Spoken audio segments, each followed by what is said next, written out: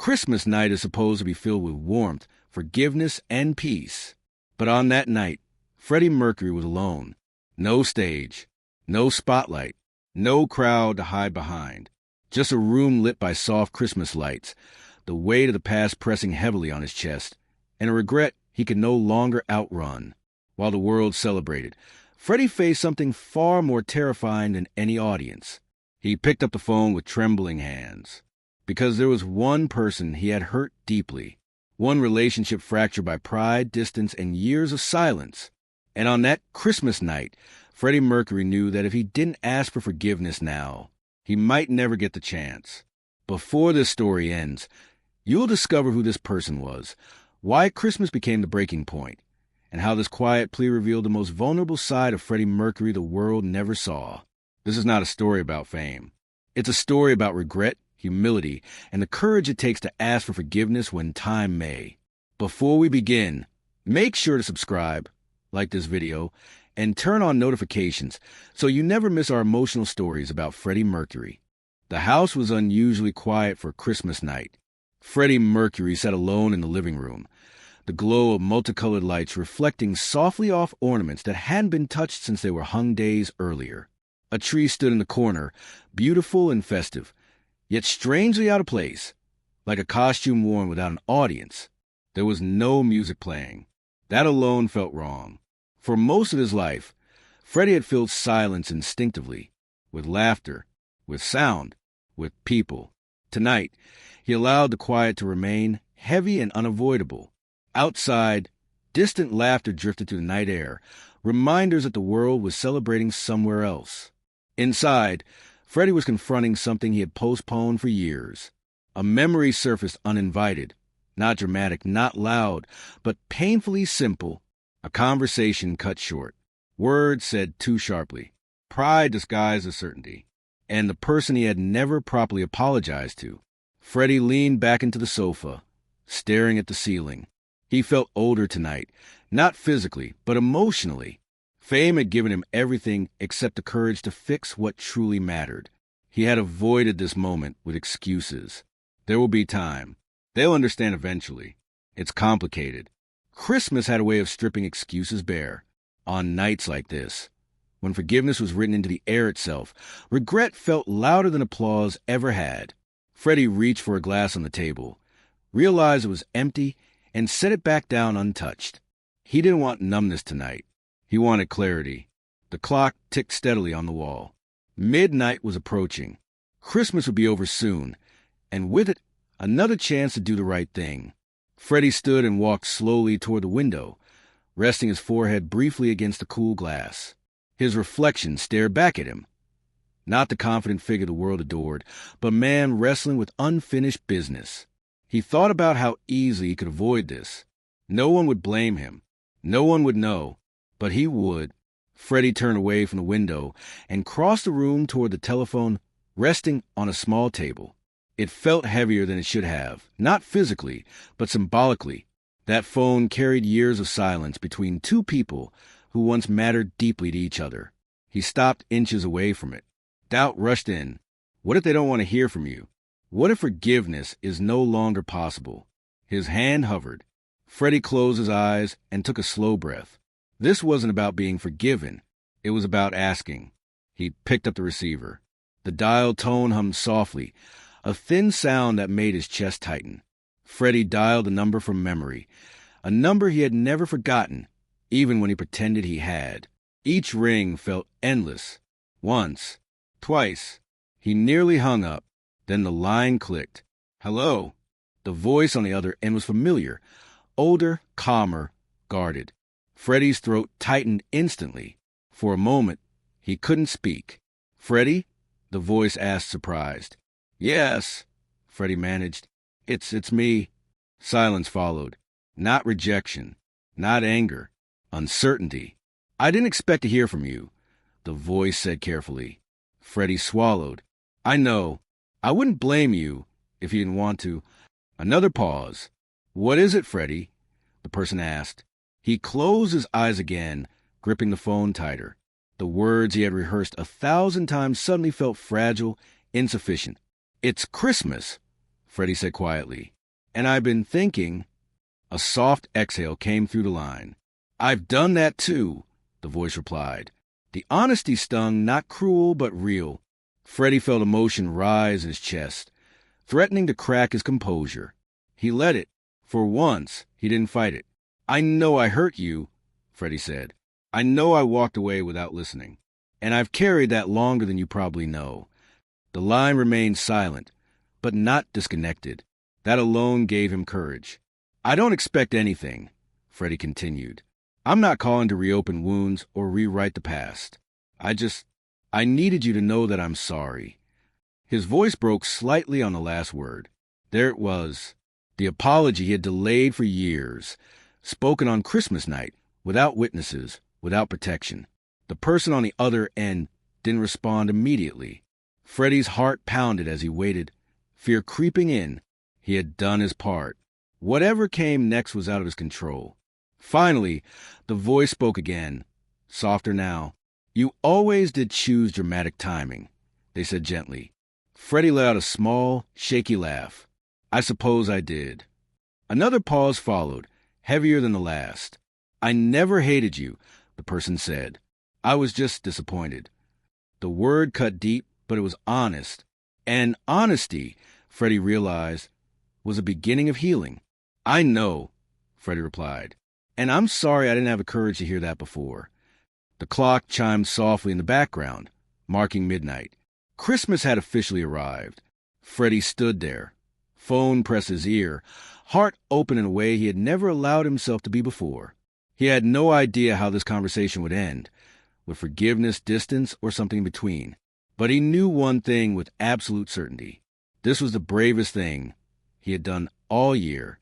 And whatever the person on the other end of the line would say next would change how Freddie Mercury carried this night for the rest of his life. The silence on the line felt heavier than anything Freddie Mercury had ever faced on stage. He stood perfectly still in the dimly lit room. The phone pressed his ear, afraid that any movement might break the fragile connection holding the conversation together. Christmas lights blinked softly behind him, indifferent to the weight of what was unfolding. I was disappointed, the voice repeated gently. Not because of who you became, but because you stopped letting me know who you were. Freddie closed his eyes. That truth hurt more than accusation ever could. I didn't know how, Freddie admitted quietly. Every time I tried, I felt like I was already failing before I spoke. You were never failing, the person replied. You were just running. Freddie let out a slow breath. I was afraid if I slowed down, I'd have to face everything I left behind. The line crackled softly, a reminder of distance, not just physical, but emotional. I waited for you, the voice said, for a long time. Freddie's grip tightened around the receiver. I know, he said, and that's what haunts me. The past came rushing in now, not as images, but as emotions, unanswered letters, missed calls, holidays spent apart, moments when pride had spoken louder than vulnerability. I thought success would fix things, Freddie continued. I thought if I became big enough, strong enough, nothing from before would matter. And did it? The person asked softly. Freddie didn't hesitate. No, there was no triumph in the admission, only relief. On the other end, the person shifted, as if sitting down. I used to watch you, they said, from afar. Interviews, performances. I'd recognize parts of you, and then feel like I didn't know you at all. Freddie swallowed hard. I hid behind who people wanted me to be. And who did you want to be? The voice asked. The question stunned him. Freddie stared at the floor, searching for an answer he had avoided his entire life. I wanted to be brave, he said finally. Not loud, not untouchable, just brave enough to be honest. A soft sigh came through the line. You always were, the person said. You just didn't believe it when it mattered. Freddie felt tears rise, not dramatic, not overwhelming, but honest. He didn't wipe them away. I'm sorry I made you feel replaceable, he said. You weren't. You never were. The words trembled as they left him. I needed to hear that, the voice replied quietly. Christmas bells rang faintly somewhere in the distance. The night pressed closer, wrapping the moment in something intimate and irreversible. I don't know what you expect from me now, the person continued. Time changes people. It changes wounds, too. I don't expect forgiveness, Freddie said quickly. I just couldn't carry the silence anymore. Silence returned, but this time it felt different, less threatening, almost reflective. Do you remember, the voice said slowly, how we used to talk for hours without saying anything important?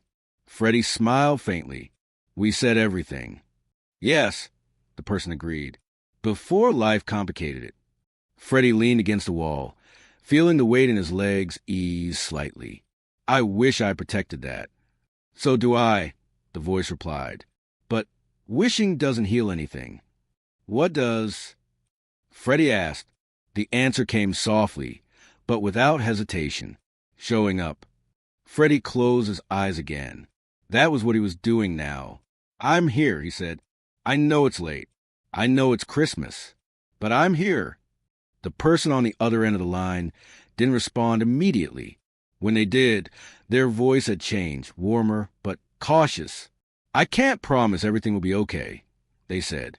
Some things don't return to what they were. Freddie nodded, even though they couldn't see him. I understand. But the voice continued, I can promise this conversation matters.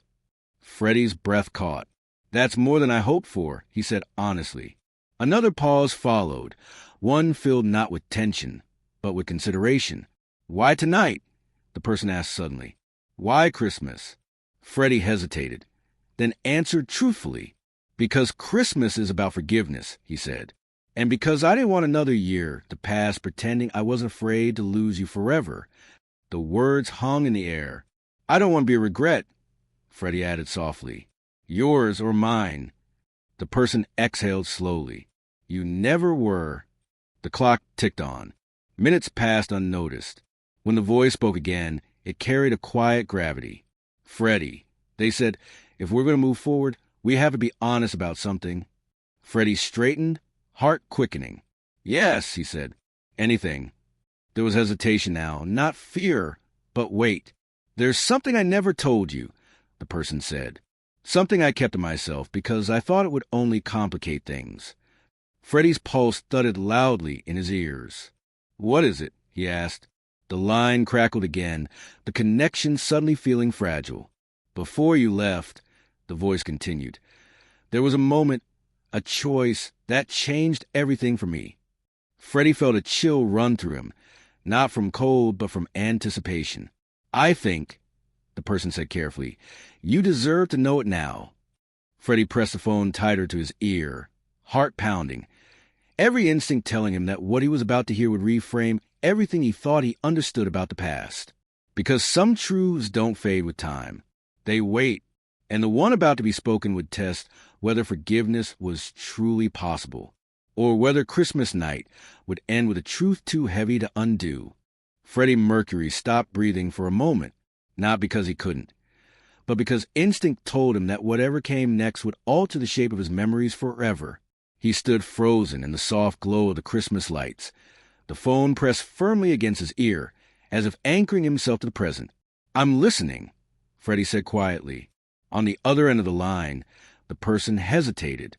Freddie could hear it. The slight shift of breath, the careful pause of someone opening a door they had kept locked for years. When you left, the voice began slowly. I told myself I was fine, that I understood your reasons, that loving you meant letting you go. Freddie closed his eyes. But I wasn't fine, the voice continued. I was hurt and scared, and I made a decision based on pride. Freddie's chest tightened. What decision? Another pause, longer this time. I didn't answer your last letter, the person said. Freddie's brow furrowed. I thought you never received it. I did, the voice replied softly. I read it over and over. Freddie felt a strange rush of emotion, relief tangled with pain. I wanted to respond, the person said, but I convinced myself that silence would protect me. Freddie leaned against the wall, his knees weak. That letter, I waited months. I know, the voice said quietly, and I let you believe you didn't matter. The weight of that admission pressed heavily between them. I thought if I stayed silent, you'd move on faster, the person continued. I didn't realize I was teaching you to disappear. Freddie swallowed hard. I didn't disappear, he said softly. I just learned how to perform instead. The words landed like truth finally spoken aloud. Silence followed, but it wasn't empty. It felt shared, heavy with understanding that had arrived far too late, but still mattered. There's more, the voice said, barely above a whisper. Freddie's fingers tightened around the receiver. Tell me? I was pregnant, the person said. The world tilted. Freddie's heart slammed violently against his ribs, the sound of it drowning out everything else. The ticking clock, the distant laughter outside, even his own thoughts. What? He whispered. I lost it. The voice continued quickly as if afraid to stop. Not long after you left. I didn't tell you because I thought it would destroy you. Freddie slid down the wall slowly, sitting on the floor without realizing it. 1,000 thoughts collided inside him. Shock, grief, guilt, disbelief. You should have told me, he said, voice breaking.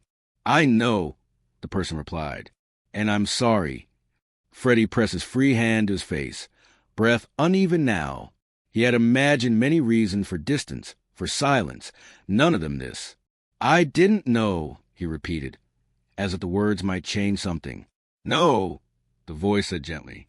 You didn't, and that's what hurts the most. Freddie closed his eyes tightly, tears escaping freely now. I would have stayed, he said. I would have been there. I know, the person replied. That's why I'm telling you now. Christmas lights blinked softly around him, mocking and sacred at the same time. Why now? Freddie asked. Because the voice said, I don't want to carry this alone anymore. And because you asked for forgiveness, and I realized I needed to ask for it too. Freddie's chest ached in a way no song had ever caused. I forgive you, he said immediately. I do. The response was instinctive, unfiltered. Silence followed again, broken this time by a quiet sob on the other end of the line. Thank you, the person whispered.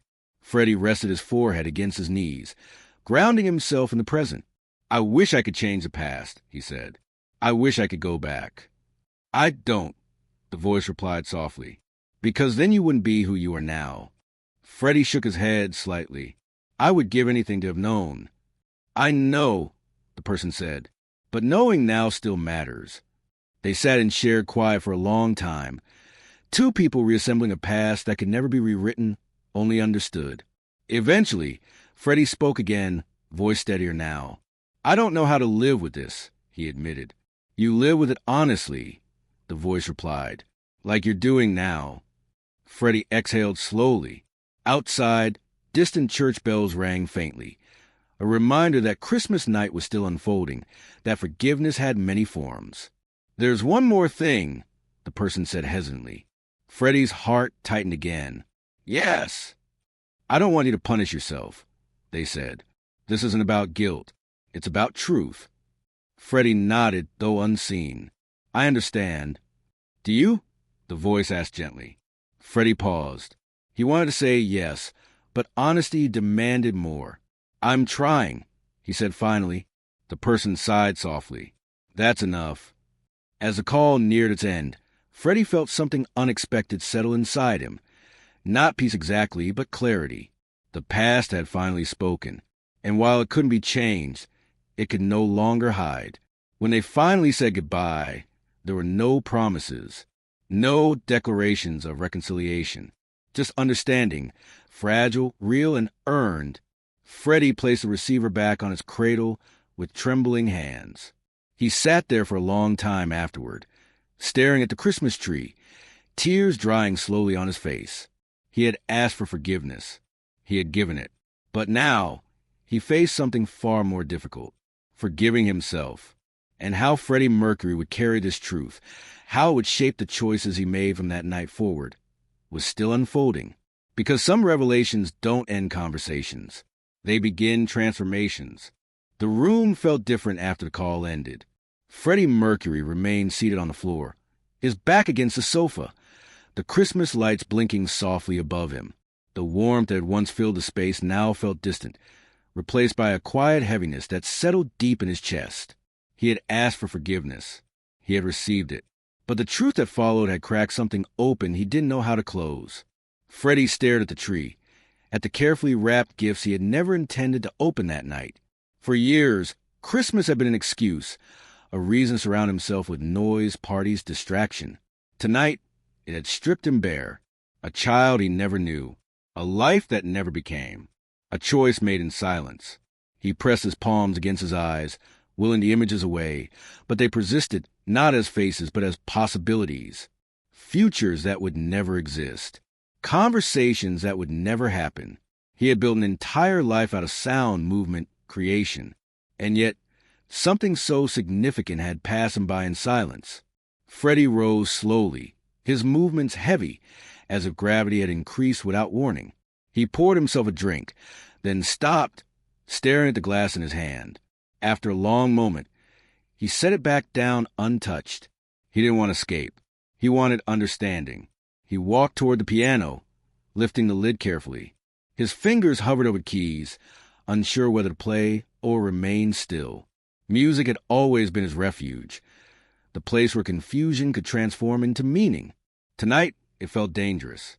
He pressed a single key. The note echoed through the room, lonely and unresolved. Freddie closed the lid again. Not everything could be turned into a song. He moved back to the window and looked out into the quiet street below. Snow had begun to fall lightly, each flake catching the glow of streetlights before disappearing.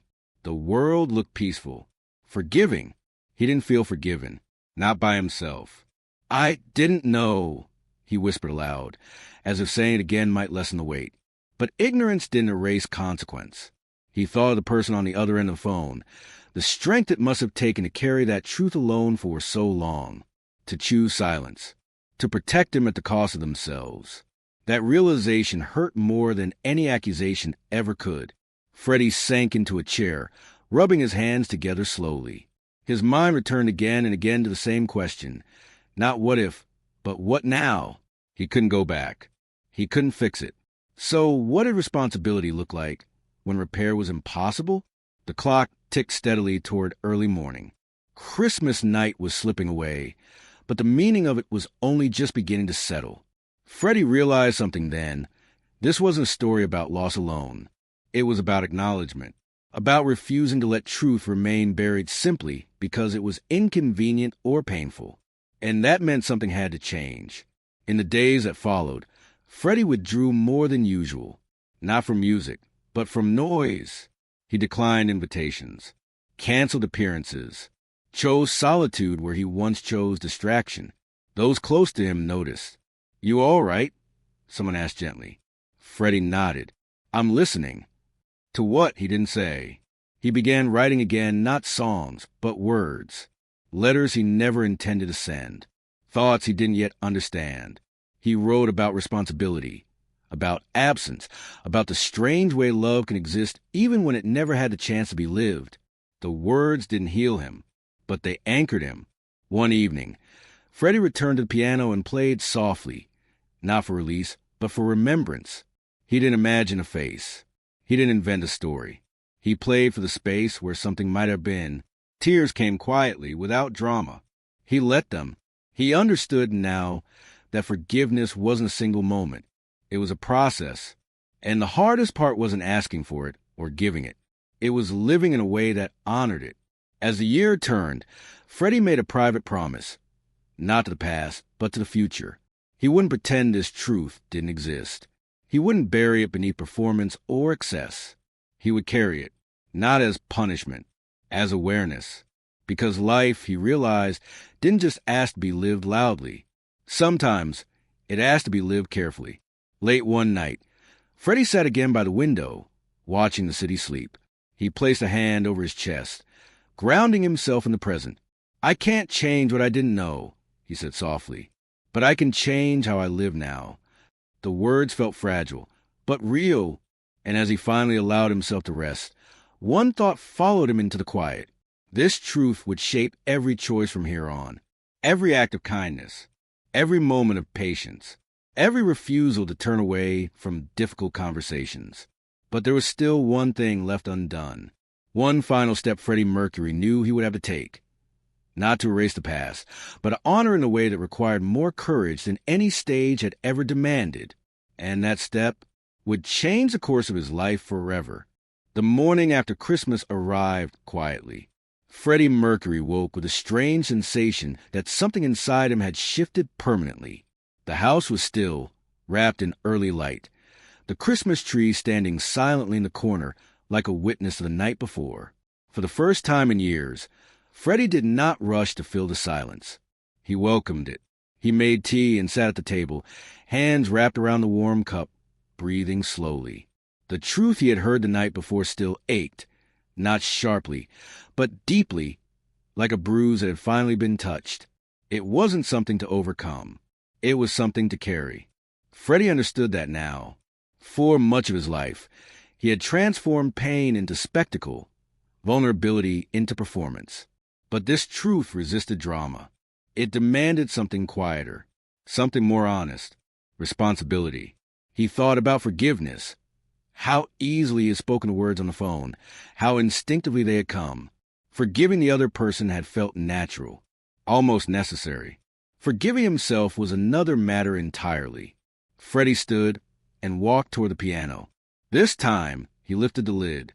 His fingers rested on the keys, and for a moment, he did nothing. Then he played. Not a melody meant to be remembered, but one meant to exist and pass. The notes were simple, unadorned. They didn't resolve neatly, and that was all right. In the weeks that followed, Freddie changed in ways no headline would ever capture.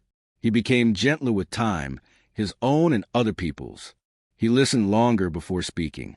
He stopped avoiding conversations that made him uncomfortable. He showed up, not perfectly, not consistently, but honestly. Those close to him felt it. There was a steadiness to Freddie now, a depth beneath the flamboyance. He still laughed loudly, still commanded rooms, but there was restraint behind it, a carefulness that came from knowing how easily life could fracture. One evening, months later, Freddie found himself lighting a candle alone. He didn't attach it to a ritual or belief. He simply sat and let the flame burn, thinking of the life that never was, not with regret that consumed him, but with respect.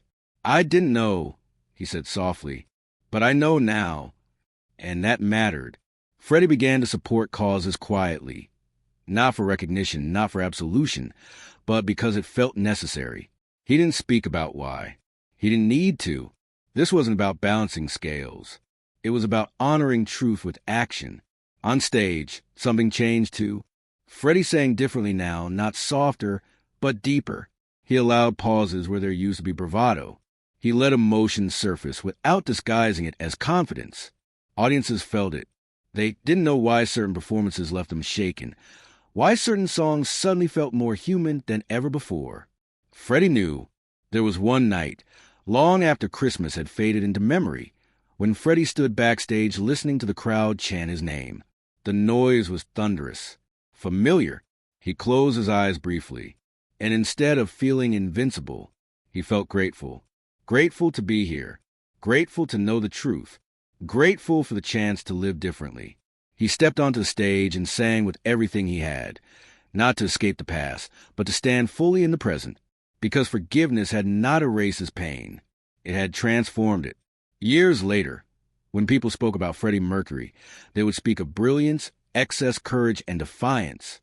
They would analyze his voice, his presence, his legend. But there was another Freddie, one only a few moments in time truly knew. A man who knelt emotionally on Christmas night, asked for forgiveness without knowing what would cost him, and accepted a truth that changed how he lived every day after. That was his quiet victory. Not fame, not immortality. Growth. Because the bravest thing Freddie Mercury ever did was not stepping onto a stage. It was choosing honesty when silence would have been easier. And that choice, made on Christmas night, without applause, shaped the rest of his life more profoundly than any song ever could. If this story touched your heart, subscribe to the channel and share it with someone who loves Freddie Mercury. If this story inspired you, remember, even legends face battles unknown to the world. Subscribe, leave a like, and share this video with someone who loves Freddie Mercury.